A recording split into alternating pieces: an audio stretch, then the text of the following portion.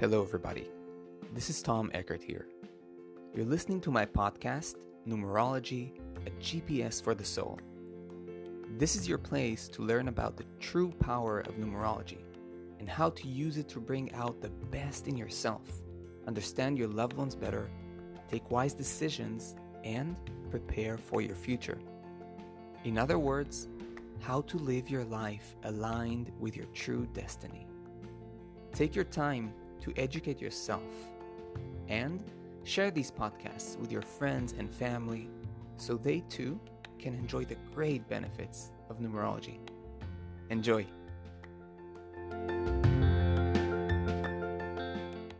Hello there, and welcome to all my listeners.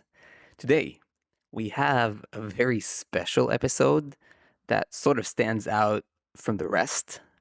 We're going to talk about death charts. And just to make it very clear, I'm not referring to some special calculation that will reveal to you when you or anybody will die. This is not possible.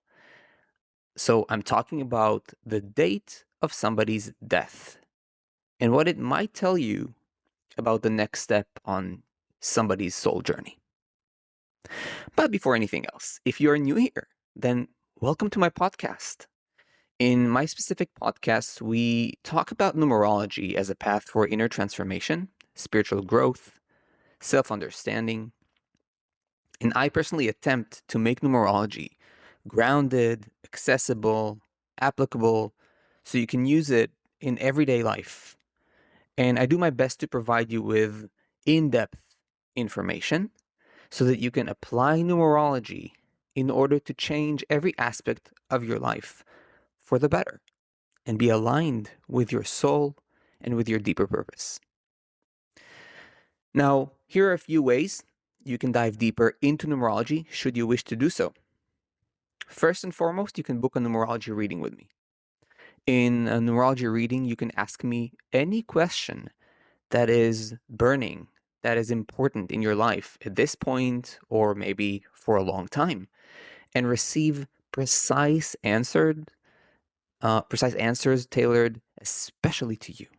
You can read more about my readings and contact me through the link in the episode description to book your reading with me. Now, if you want to study numerology on a deeper level, or perhaps even pursue it as a career, then I invite you to check out my numerology study paths, of which there are two. The first one is my self-study numerology courses.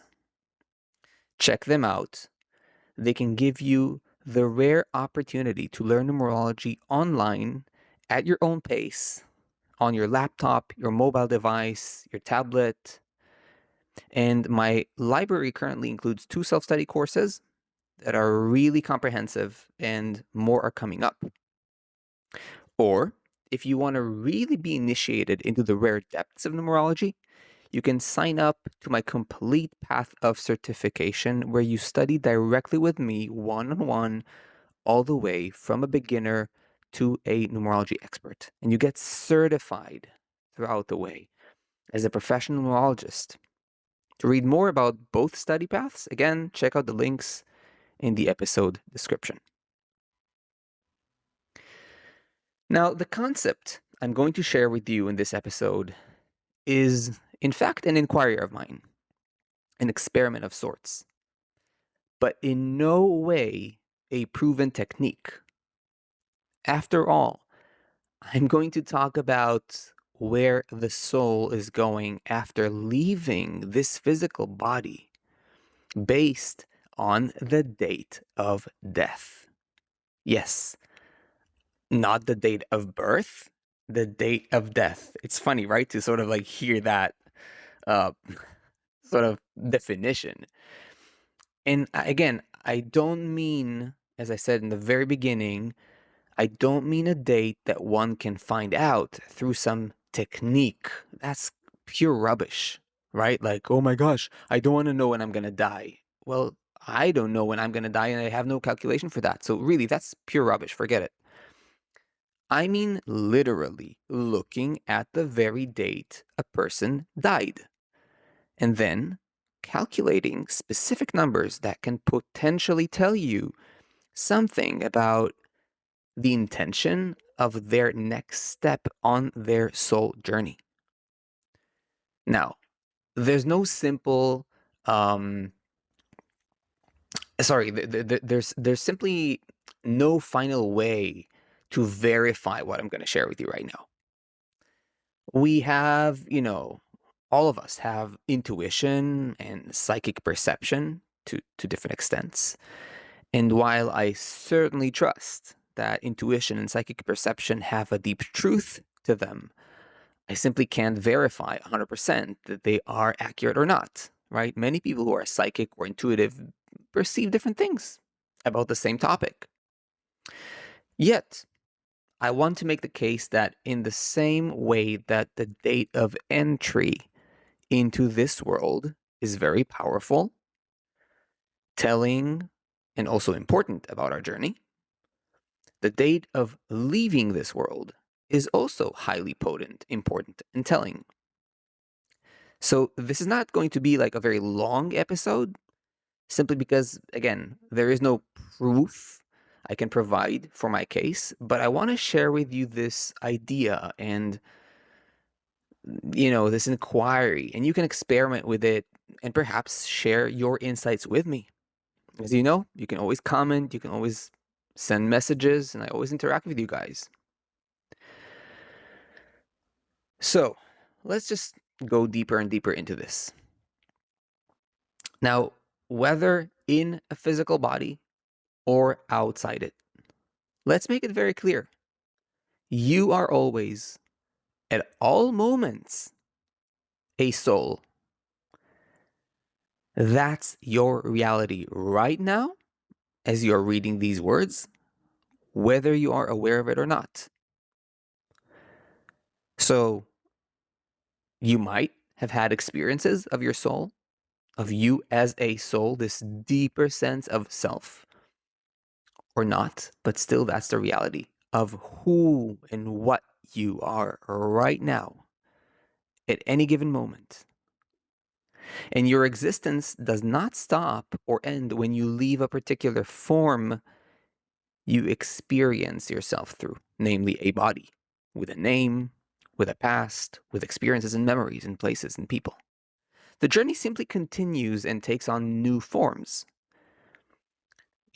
The confirmation for that, for now, except my own meditation and spiritual experiences, basically every spiritual tradition on this planet. So the soul always loves to learn and expand. From the soul's perspective, everything we experience, including the highs, the lows, and everything in between, is an incredible opportunity to learn. It experiences life as a school. It is as curious about the horrible as it is about the wonderful.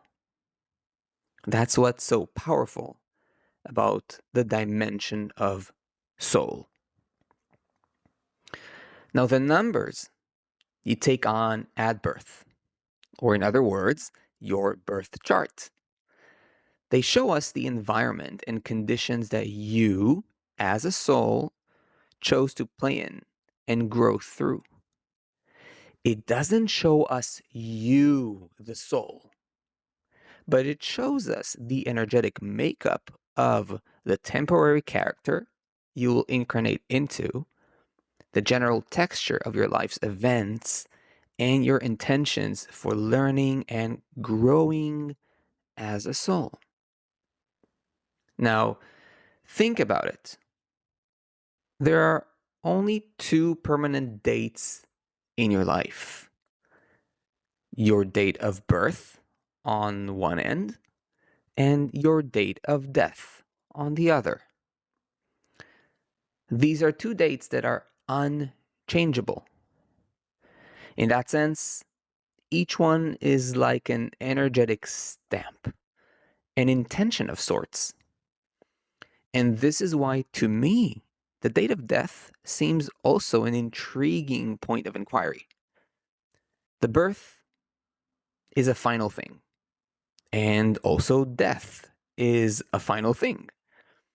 Both are total shifts in state that are irreversible.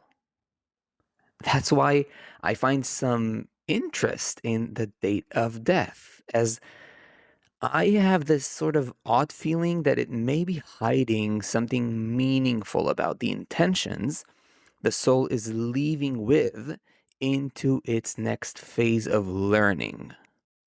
Again, I'm going to be very clear and say I have no proof for this statement except maybe one little story I will share with you soon. But I love to share with you, not only final thoughts and well researched methodologies, but also my experiments, my research, my thoughts and ideas, and also feelings about numerology, developments I'm, working on, and so on. Perhaps this idea will really echo with some of you, and possibly some of you, more esoteric spirits will take it and research it even further. Who knows? I'd love to hear from you about that.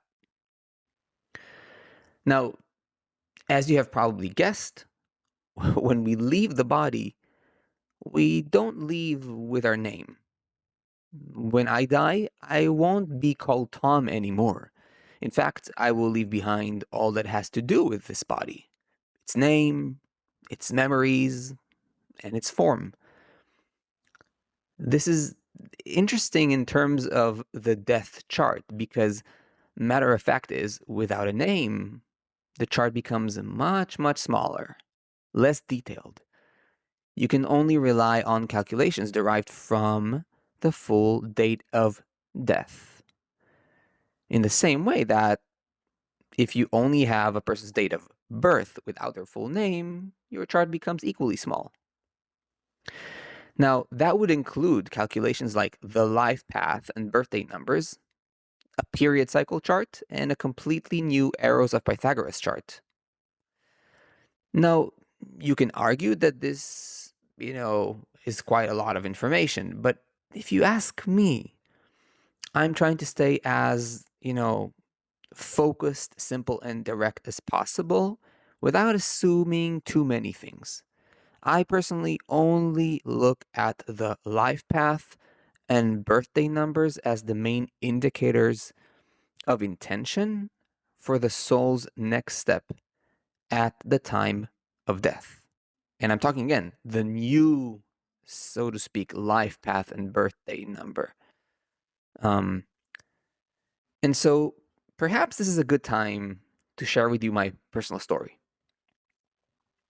But before I jump into it, if you are enjoying this podcast and you want to keep learning more in depth, high quality, and applicable numerology, make sure to subscribe or follow my channel and click the notifications bell so you keep being updated on new episodes on whichever platform you're listening from, and make sure to become part of my growing numerology community.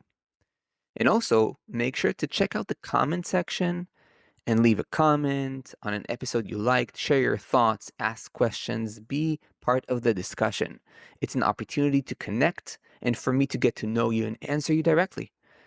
I always attempt to answer as many comments as I possibly can. And frankly speaking, the best place to comment and connect with me is via YouTube, that offers this ongoing commenting back and forth. So go ahead, subscribe to my YouTube channel, and let's converse and talk over there. So having said that, let's go into my personal story. My grandmother and I were very close. About 15 years ago, I remember giving her a shoulder, neck, and back massage and guiding her into meditation. She was absolutely stunned. It really took her into another state of being. She was in deep silence. And when she opened her eyes, she looked at me stunned and with total innocence just uttered the words, You're a magician. You're a magician. And she was genuinely saying that. You could really see how it genuinely touched her. She wasn't aware that this depth of experience was even there. And suddenly, out of nowhere, it opened up for her. And so, as things went, we started having a deeper talk. And I told her that, in truth, there is no death, that death is a misunderstanding, that the way we were explained what death is wrong, and that life doesn't end with death. She was sort of curious at that moment, yet hesitant to flow along. Logic kicked in, and she said she thinks that at death, it all simply ends, and that's it, right? The switch goes off, that's it, c'est tout. And so I asked her to promise me something. I told her, when the day comes for you to leave this body, if you realize you are still there after leaving the body, remember my words of today and realize they were true. And once you realize they were true, promise me you will take on a sincere and conscious spiritual path. I added that in case there is nothing after death, then it all doesn't matter. So it's just a win-win situation, right? If what I said happens to be true, then our deal is on. If what she says is being true, then my deal doesn't even matter. And I told her that I'm not joking and that this is a serious request of mine. I asked her to promise me that she'll do that we have a deal. And to my surprise, she agreed. Now, over the years, I reminded her of that a couple of times to make sure she doesn't forget. Now, over the years, my grandmother had dementia that deteriorated for the last, I think, 6 to 7 years of her life. She didn't even know who I am or anybody is. Still, on December 25th, 2024, basically Christmas Eve or Christmas Day, I don't remember, my beloved grandmother passed away a week short of being 102 years old. Now, she passed away in her sleep. I'm very happy for her. When I heard about her passing, I was in total awe. Firstly, as I said, I was very happy for her. She had a very difficult life, being a Holocaust survivor who lost her entire family in Poland and entered a life with dementia, not knowing who anyone is anymore. So I was happy she was free now. But two things struck me deeply. The date she passed, December 25th, 2024, was a rare convergence of two sacred holidays of light, Christmas and Hanukkah. They always happen somewhat adjacent to one another, close enough, but rarely on the same date. This time around, it was exactly on the same day, right? And on that day of two holidays of light, my beloved grandma chose to leave her body. I was really excited. And then, of course, the numerologist in me immediately had to check her date of death.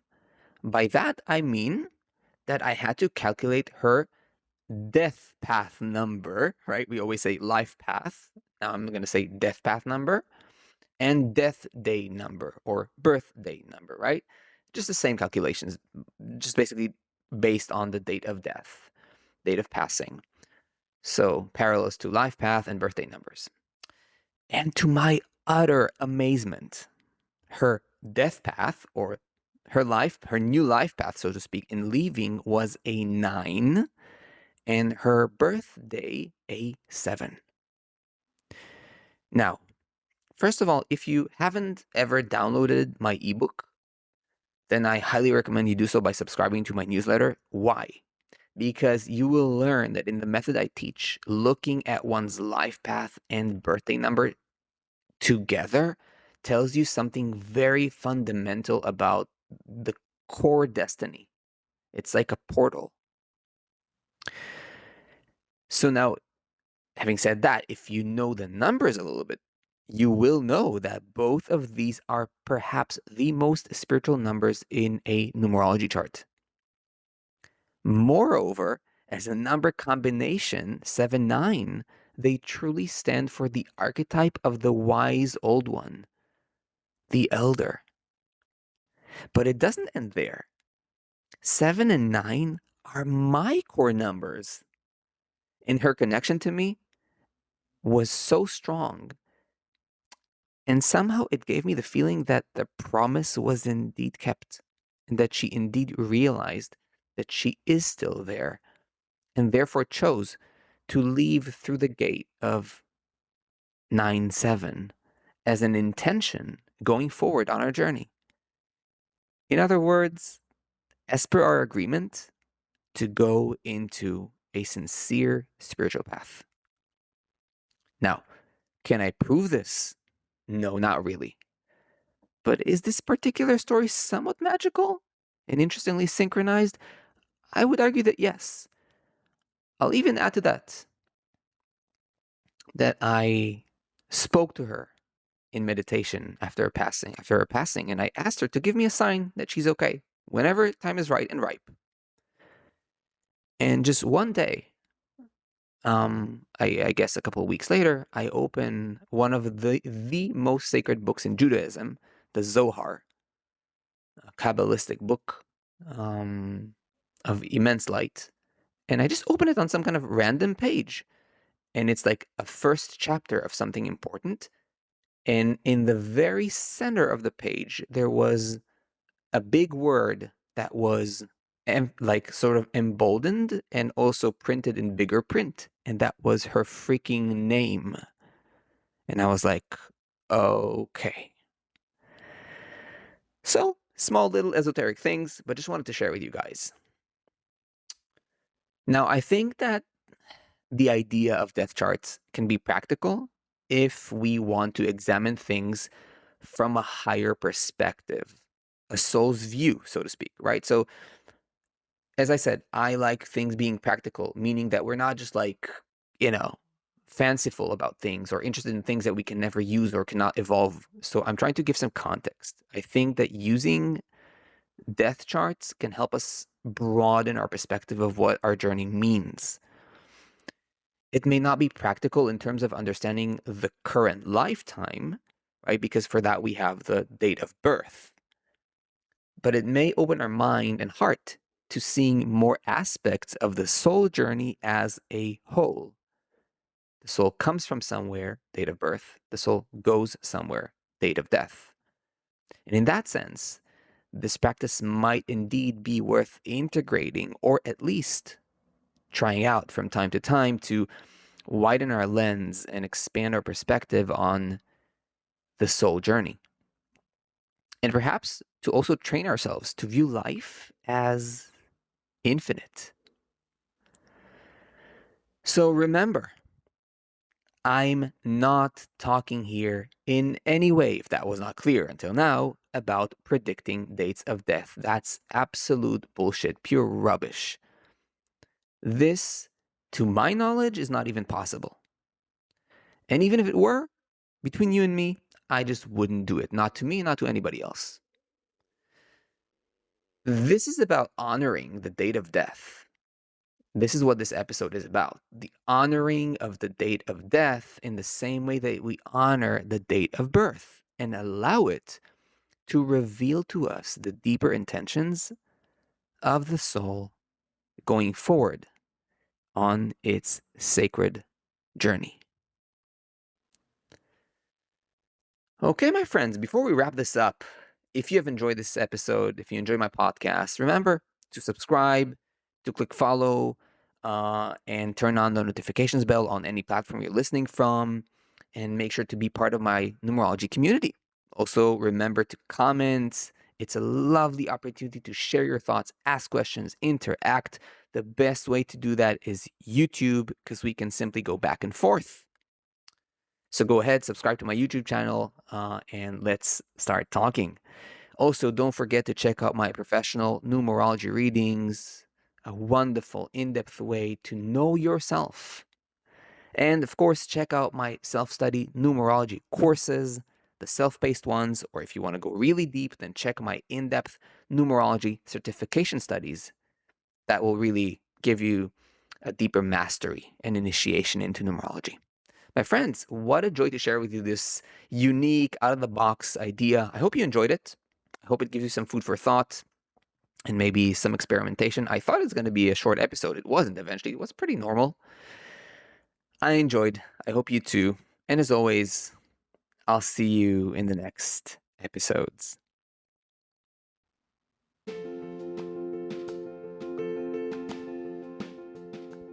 I hope you enjoyed this podcast. If you did, and you want to go deeper into numerology, check out my website, tom-eckert.com. You can also book a numerology reading or even study numerology yourself through my courses. I'll see you in the next episode.